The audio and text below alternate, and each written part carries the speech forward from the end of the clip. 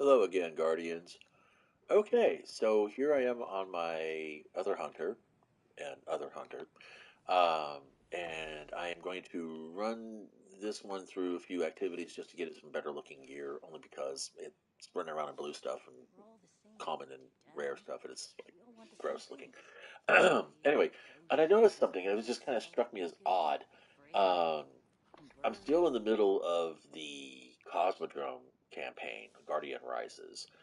And I do have access to all the open worlds. I can do public events if I want to and things like that. That's totally fine. Um, I have access to the strikes, and I even can go ahead and start doing Vanguard Ops if I wanted to, because I haven't done it on any of my characters. So since I'm playing a single hunter, that means that anytime I do a trio of activities on any one of these playlists, it's going to count it no matter who gets it. So it's always better to just make sure it's on my most experienced hunter whatsoever. But one of the things that kind of caught me as curious, I can pick up bounties for any of the vendors and stuff like that. But before the Guardian comes to the tower and does the tour of all the vendors and features of the tower, there are two things that are immediately calling to them. One is Trials of Osiris, and the other one is the single thread, the clan um, area. Um, and it kind of struck me. This is what the core of Destiny truly is. It's PvP, and pushing you into the seasonal dungeons. Um, and that's where they want you. That's where they want you playing. That's where they want you spending your time in a group of people doing things like dungeons and trials.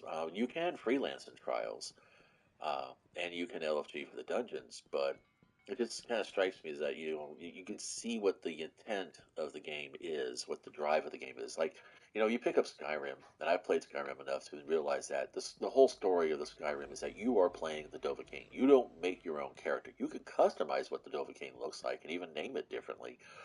But the Dragonborn is going to be the Dragonborn no matter what. That's the point of the whole story. It's the Dragonborn's story that you are guiding the Dragonborn through.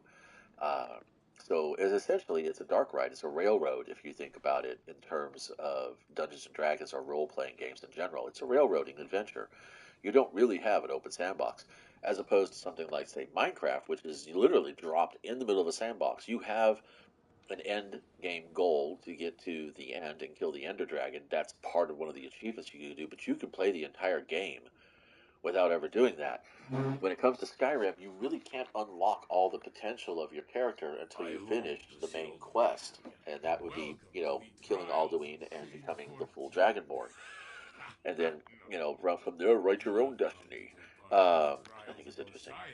But yeah, so just kind of want a quick share on that particular aspect of the game that I've discovered it or realized it. Actually, I didn't discover anything. You realized it. I guess that's still the same thing as a discovery, right?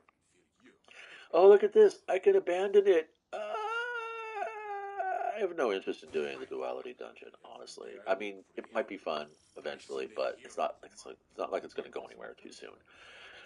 So I got some time. I really miss the factions. I know Future War Cult is completely gone. New Monarchy, I think, sided with them for a little bit during the Fallen Uprising or whatever you want to call it, schism. Dead Orbit's kind of like, I'm out of here. Peace. They went out to the heliopause. But I guess that's all there is going on right now, and I thank you all for stopping by.